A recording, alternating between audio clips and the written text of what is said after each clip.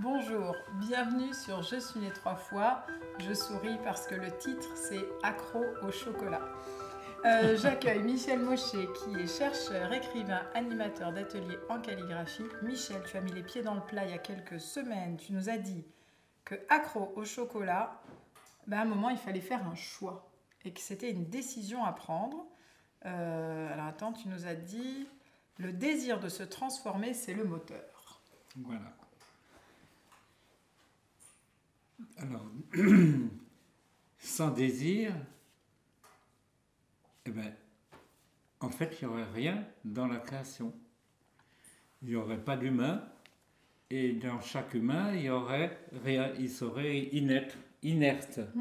Donc, un individu quelconque, mâle ou femelle, s'il n'a pas de désir, c'est un être, un individu sans animation, sans vie, sans animation, sans histoire. Après tout, et sans histoire, ce serait peut-être pas si mal. Et sinon, ça ne va pas. On est venu sur la planète pour manifester quelque chose, notre existence. Et donc, c'est qu'il y a eu un désir, quelque part, pour que chacun de nous soyons là, sur cette planète, c'est qu'il y a eu un désir. Et moi, quand j'arrive sur la planète, eh bien, j'ai le désir de vivre. Et ce désir de vivre, il est tellement puissant que la plupart des humains, ils vivent comme ils peuvent, mais ils prennent en main leur existence. Plus ou moins, mais ils prennent en main leur existence. Donc, il nous faut du désir. Et ce désir, évidemment, il est neutre. C'est-à-dire qu'il peut être extrêmement positif, ou il peut être extrêmement négatif, bien entendu. Mais c'est une seule énergie. C'est le libre arbitre.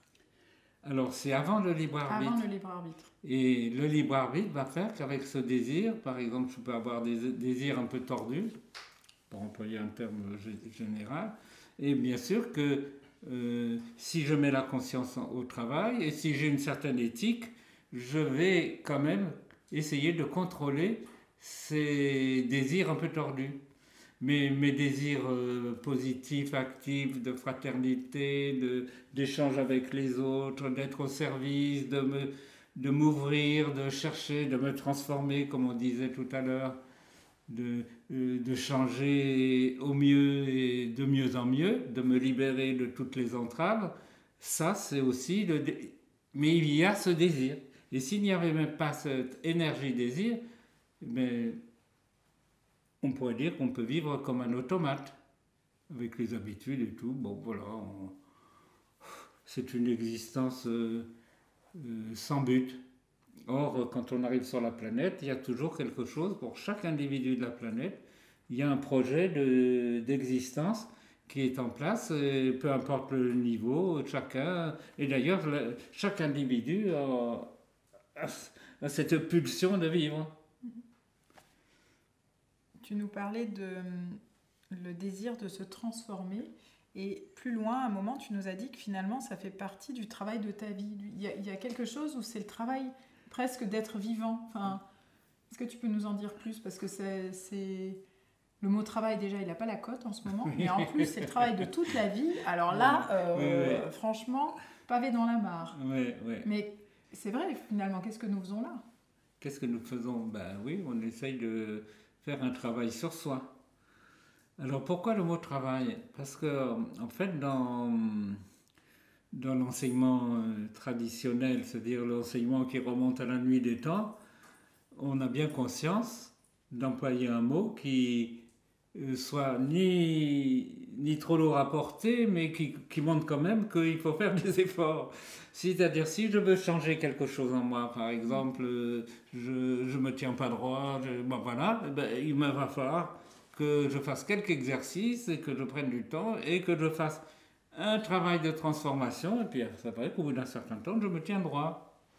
Donc les efforts font partie de la vie? Les efforts font partie de la vie. On ne peut pas économiser l'effort. Et sans exagération, parce que maintenant, on voit des gens qui font des efforts invraisemblables pour devenir, pour, je sais pas, faire des choses exceptionnelles avec leur corps. C'est pas ce qui est demandé. Il ne nous est pas demandé tous de devenir des super athlètes qui font des choses extraordinaires. Ce n'est pas ça. C'est de vivre et d'exister dans sa vie et de la transformer et d'aller vers... Alors vers quoi? C'est ce désir d'aller vers le subtil ou d'aller vers le monde d'en bas. Alors si on a le désir de gagner beaucoup d'argent, de tromper son monde, d'accumuler les biens, de m'occuper que d'argent, ben oui, c'est aussi un désir. Et, ben, il travaille pour ça. Hein. Il travaille pour le veau d'or. Mais en fait, ce n'est pas évolutif. Ce n'est pas l'individu en question. Il a une éthique extrêmement étroite. Il est prêt à entourlouper tout le monde. Et en fait, il va à contrario du message spirituel qui est de travailler avec et pour les autres et d'évoluer, de changer, de s'ouvrir et non pas d'accumuler, de consommer et de se fermer. C'est pas évident cet équilibre matériel et là je pense à plusieurs jeunes qui me disent mais j'ai pas envie de m'inscrire dans cette société, j'ai pas envie même d'avoir un travail parce que j'accorde plus de... Enfin, et comme je trouve que nous sommes passés parfois d'un extrême lié à, tu sais, la voiture, la maison, la voiture, les 2 enfants, enfin je caricature, oui. à maintenant je vis dans mon van et je sais pas comment dire, je rencontre des jeunes qui me disent mais j'ai pas envie de cet ancien modèle. Est-ce qu'il n'y aurait pas une question d'équilibre, une question de... où ça serait pas plus délicat? C'est très délicat parce que en fait ce qu'on peut peut-être percevoir, c'est qu'il y a 2 mondes qui sont en train d'être plus ou moins, plus que moins coexistants et parallèles. Et effectivement, il y a le monde des possédants, le monde de l'argent qui a gonflé terriblement, qui est la règle sur le monde actuel. On est dans un monde marchand où seul l'argent compte, mais en même temps, il y a des milliers de personnes qui vivent autrement, qui font comme ils peuvent quand même pour avoir suffisamment de monnaie pour vivre et qui passent du temps pour défendre les plantes, pour aller voir les animaux, pour sauver les animaux, pour aider les autres personnes. Dès qu'il y a un conflit ou un problème quelque part, il y a un élan de solidarité qui vient d'énormément de gens. Donc il y a 2 mondes qui sont là et quelquefois ce sont des personnes qui sont un pied dans un monde, un pied dans l'autre et d'autres qui sont en dehors. Et ceux qui sont en dehors, ben, ils se débrouillent aussi pour faire de la culture bio, souvent chez les artistes, on en trouve beaucoup.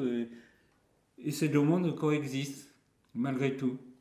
Mais le désir profond, si on désire évoluer et se transformer, fait que, sans aucun doute, je ne vais pas choisir de faire de l'argent.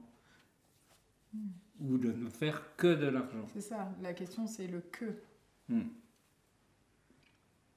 Génial, je me fais penser je pensais à un extrait de La Belle Verte au tout début où il y a un conseil de planète et puis il y en a un qui dit oh mais avant ils avaient l'argent, puis il y en a un qui dit oh tu crois qu'ils l'utilisent encore? Oh, et puis il dit bah c'est possible parce qu'à l'époque si t'as pas de monnaie t'as rien. Et il donne comme exemple et puis il y en a une qui dit bah non, boire ou manger c'est des besoins fondamentaux. Et c'est vrai que ça pose quand même les questions fondamentales de qu'est-ce qu'il faut faire pour pouvoir boire et manger, des choses quand même qui sont liées à la vie, vraiment à être dans le vivant. Ça n'a pas de prix. Alors en fait, donc nous sommes des êtres vivants et tous dans l'univers est vivant. Notre mère, la planète, elle est vivante. Le soleil, il est vivant. Il sait très bien ce qu'il fait. Il a sa conscience. Et au lieu d'être en harmonie avec l'univers, ce monde de l'argent, il est en opposition complète. Ça ne peut faire que des gens relativement malheureux. Parce que, figurez-vous que j'ai 100 millions, ou 100 milliards, parce que 100 milliards maintenant, je suis malheureux parce que 100 milliards, il me faudrait 150 ou 199 milliards, non, il m'en faut 200, sinon je suis malheureux, je suis en manque. Moi, ça m'est arrivé qu'une fois d'avoir un monsieur très très très riche, mais je ne l'ai pas su tout de suite. Il venait pour des cauchemars Et en vrai, il rêvait toutes les nuits qu'il avait rien. Il était en manque. Et j'ai vraiment compris le gap qu'il pouvait y avoir entre la réalité matérielle et la vie psychique, il y avait vraiment quelque part, ça s'inscrivait pas. Voilà, en fait, il ne s'en prenait pas conscience que vraiment il était en manque, mais pas de, C'est ça. pas de monnaie. Il était en manque d'intériorisation et de cheminement personnel et d'être lui-même. Parce que finalement, dans ce qu'on dit, on arrive sur la planète. Donc, sur cette planète, qu'est-ce que je viens faire? On vient faire quelque chose. Et ça, tu en as parlé souvent. Alors, il y a un mot un peu à la mode en ce moment. C'est oui, mais je cherche ma mission de vie. Est-ce que tu en parlerais dans ces termes-là ou pas tout à fait? Non, parce que déjà...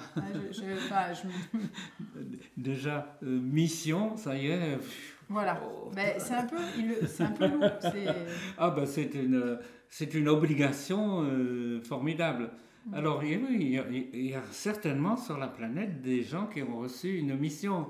Nous, ce qu'on connaît, c'est des personnes comme Moïse, Bouddha, Jésus, Mohamed certainement, et beaucoup d'autres guides et maîtres spirituels. Ils ont leur mission. Mais attention, quand ils ont leur mission, ça veut dire qu'ils risquent d'être...